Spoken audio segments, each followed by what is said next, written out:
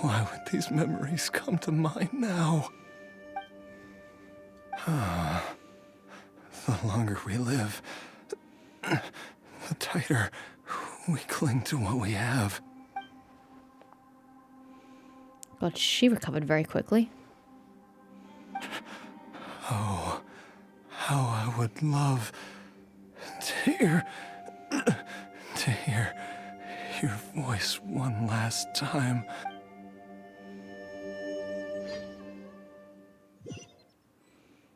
I'm actually not sad.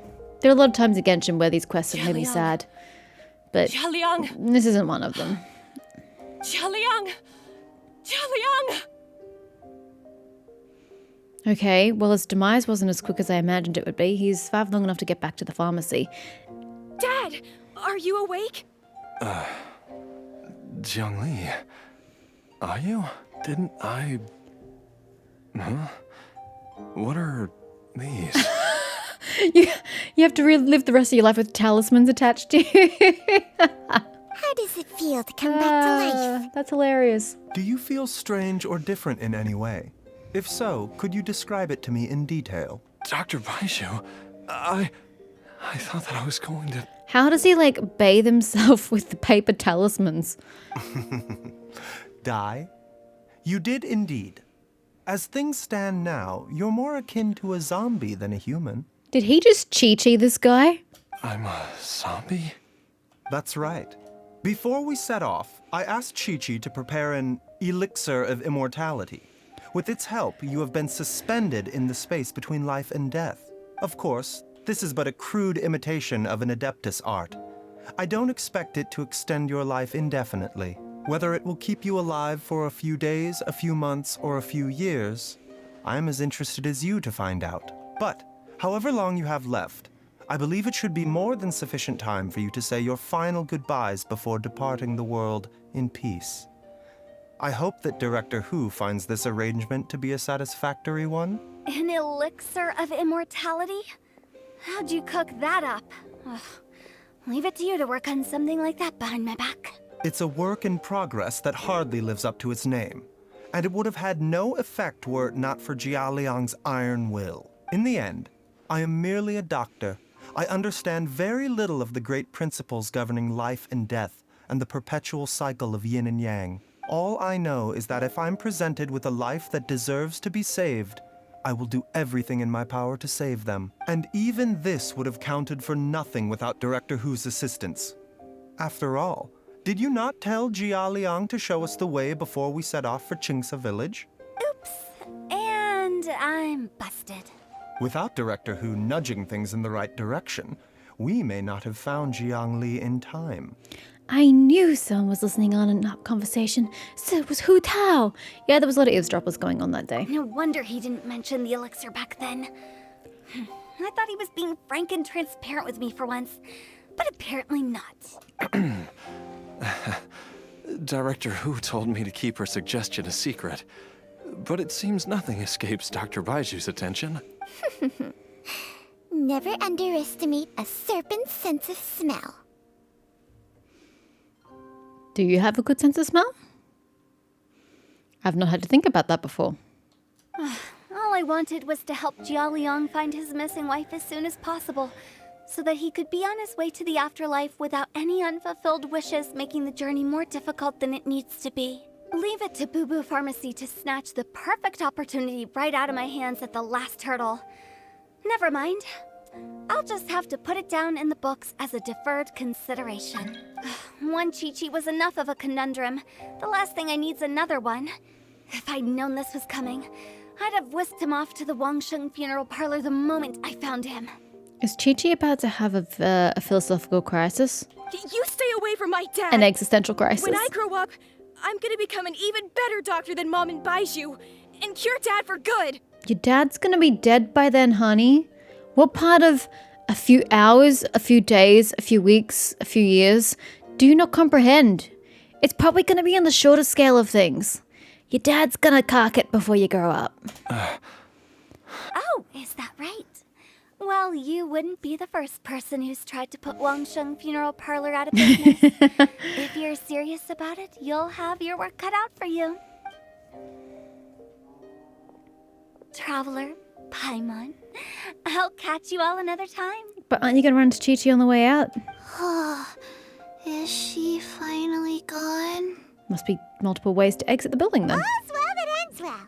If you ask Paimon, we should probably do something to celebrate this hard-earned family reunion. Such as... Ugh, Paimon's idea of celebration can only mean one thing. At times like Food. this, a grand celebratory feast is in order. It feels like it was a whole lifetime ago when I last talked with Zhongli and Ayu around the dinner table. This was a hard-won meal. Maybe I'll whip up something too. No. Yay! Paimon can't wait! Alright, first things first, off to the market for some fresh ingredients. Let's go! Wait up! I'll come too! Baiju, thank you so much for everything you've done for us. Don't mention it, Jiangli. I was just doing my duty. Just your duty, huh? Baiju, Changshan, would you mind if we took this conversation outside? Oh, this is awkward. Now that you are part zombie, there are some rules that you need to know. You need to drink cocoa goat milk. Yes, ma'am. I'm listening. First, don't forget to stretch your body regularly. Second, don't forget to... Yes? Go on. Don't forget to... I forgot.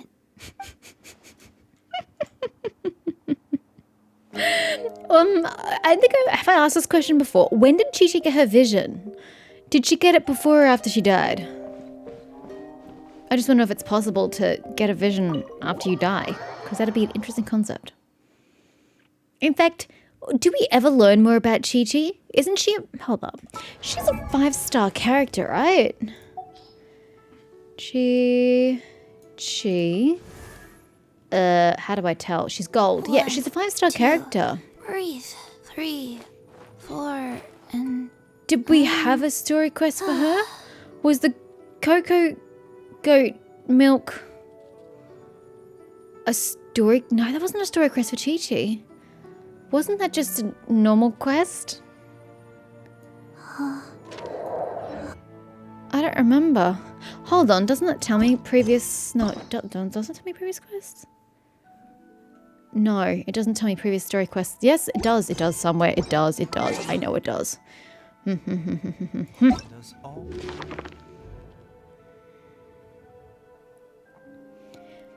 This ain't it. I know somewhere though, it tells me.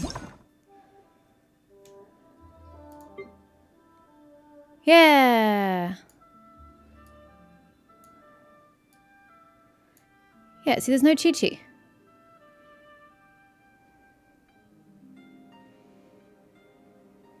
So, how did we... What was the mission? I'm pretty sure it was just part of the Archon mission of the time. So when do we get a Chi-Chi mission? Oh, a set of laws. It's a valid question, is it not?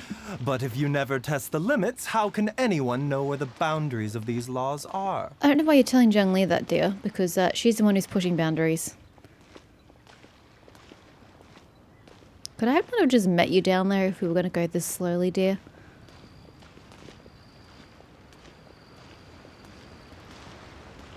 And it still feels weird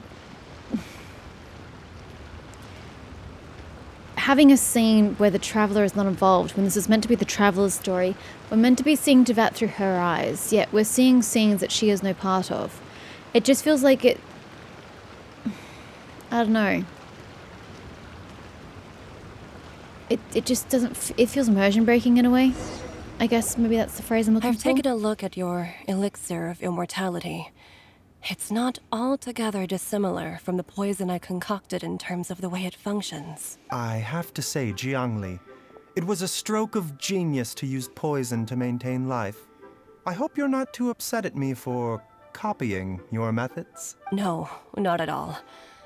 With your intellect, even if you'd never seen my poison, I believe you would have eventually arrived at the same approach.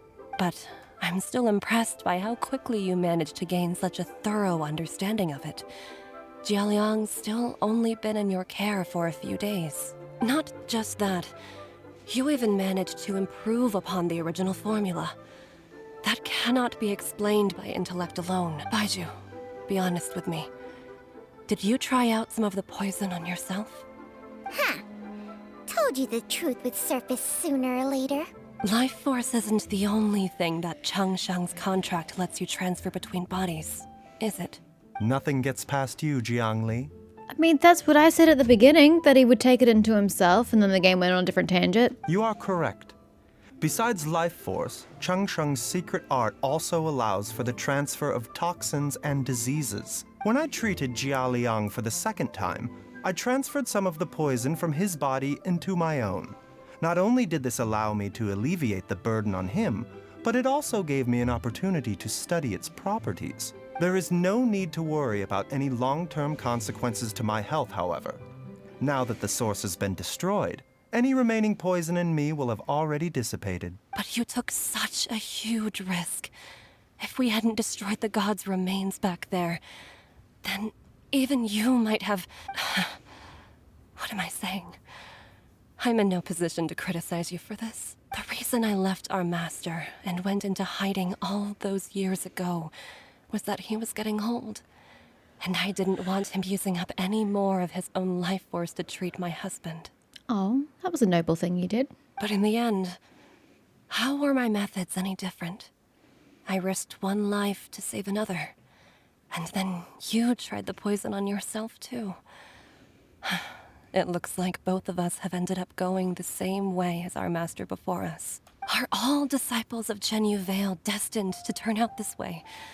To live a short life, having given away our own for the sake of others? To fight relentlessly against the natural course of life and death, whatever the cost? Maybe our fate is sealed the moment we decide to study medicine. We are doctors, Jiangli. We ought never say that anyone's fate is sealed. Baizhu, I can tell that, over the years, you've used the contract with Changshang to transfer many diseases and toxins to yourself. There are so many that some of them I don't even recognize. Can you still stop before it's too late? I don't think so, no. It's what he does. It's the creed he believes in. I think you know the answer, Jiangli. Every one of us from Chenyu Vale believes in the same thing. Hey, food's ready! That was quick. Mom, come and join us. The Traveler taught me a load of new recipes and said even Dad'll be able to taste them. Come and try them out. I was about to say, can he taste? But then I'm like, yeah, Chi-Chi and her coconut milk. Yeah, you can taste. Yes, darling. Mom will be there in just a second. Hey, slow down. Baizhu, I know I won't be able to convince you, but please don't forget that if one day you're not around anymore, Chi-Chi, Gui, and all the friends who have grown fond of you, they will all miss you dearly. There's no need to worry, Jiangli. I know what I'm doing. I can only hope so. Baizhu, what did Jiang Li mean by not around anymore? Are you gonna be okay? Also, when Changsheng was talking about fate, what did she mean exactly? Every single mortal I've ever contracted with, including Baizhu and Jiang Li's master, has passed away at a young age. Wait, that doesn't make any sense. You said that the contract with you helps people live longer. It is a very long story. Long ago, when plagues ravaged the land, one doctor made a pledge to rid the world of pain and suffering. But even the most ingenious mortal medicine could not stay the tide of disease. And after working tirelessly for many years, even his dearest loved ones fell sick and bade their final farewell. Legends told of an herb lord in Chenyu Vale who could cure any illness known to mankind. The doctor sought the herb lord, but found only a white snake, its breathing weak and its power all but spent. Sign this contract and let our lives be joined. Then I will impart to you the secret art of healing. But be warned, this art will harm your own health. With means beyond human ken, the doctor could now reverse the process of death. And yet, the time still came to say goodbye. Only now, the one departing was the doctor, his life force spent. His final act in life was to pass on the contract to his final patient, his favorite disciple. The disciple chose to dedicate their life to saving the lives of others. And generation upon generation followed in these footsteps.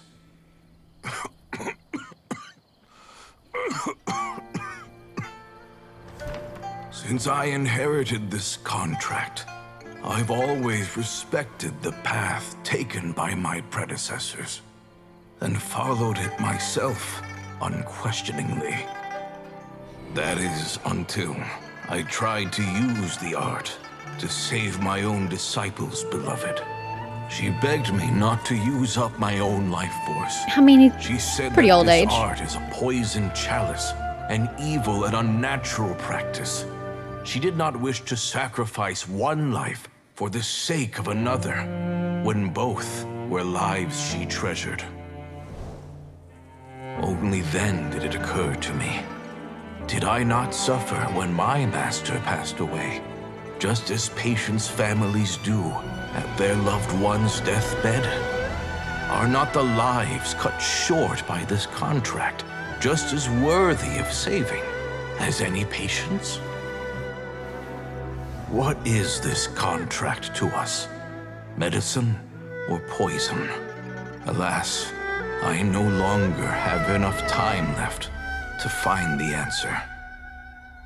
I entrust he already to your has the care answer. both Changsheng and this final question.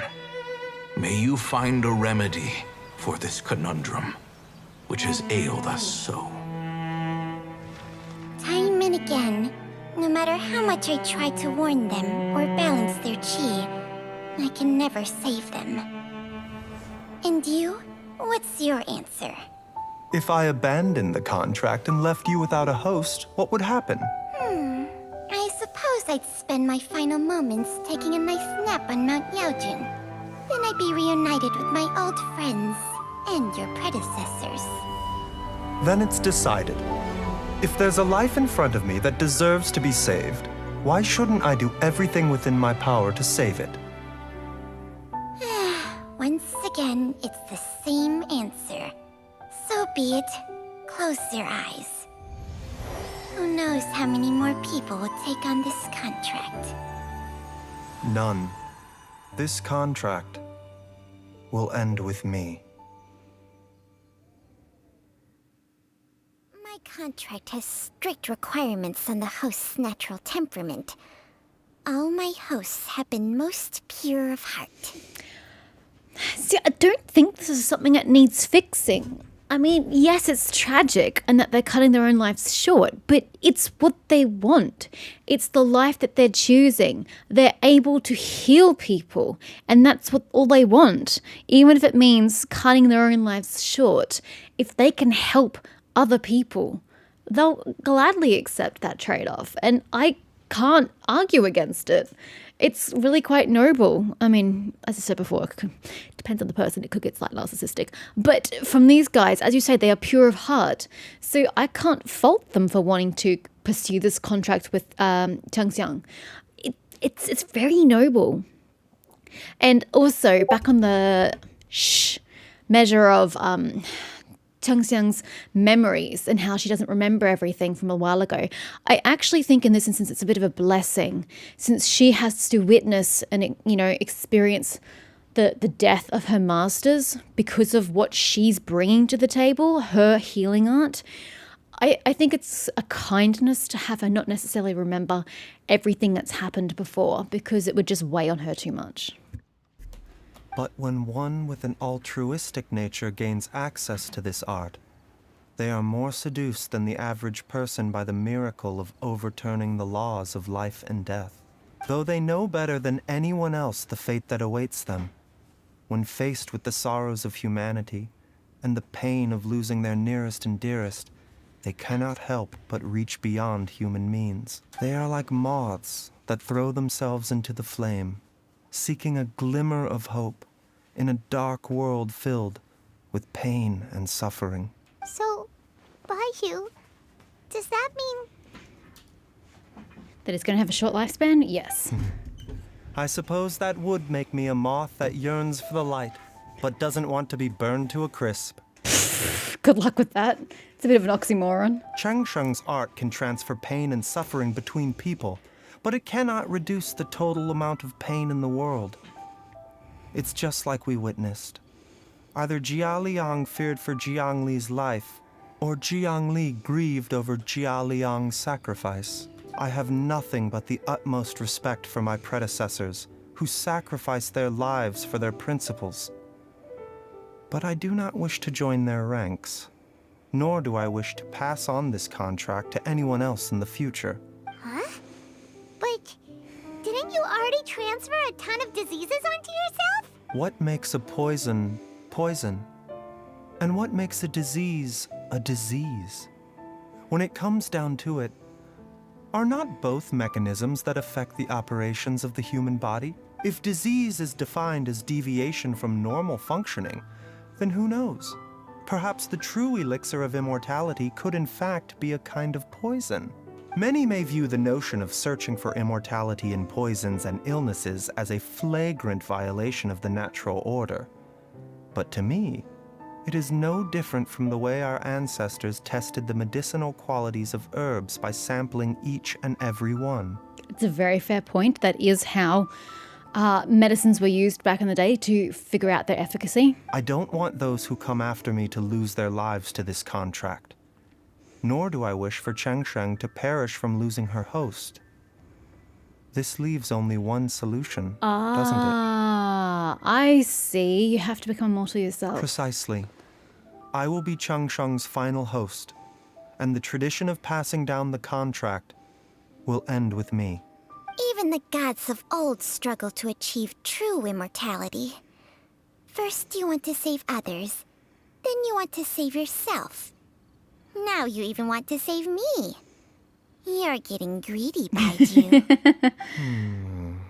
But isn't wanting to have it all what makes us human? For a selfish moth like me, who's afraid of the flame yet yearns for the light, the only path forward is up towards the moon.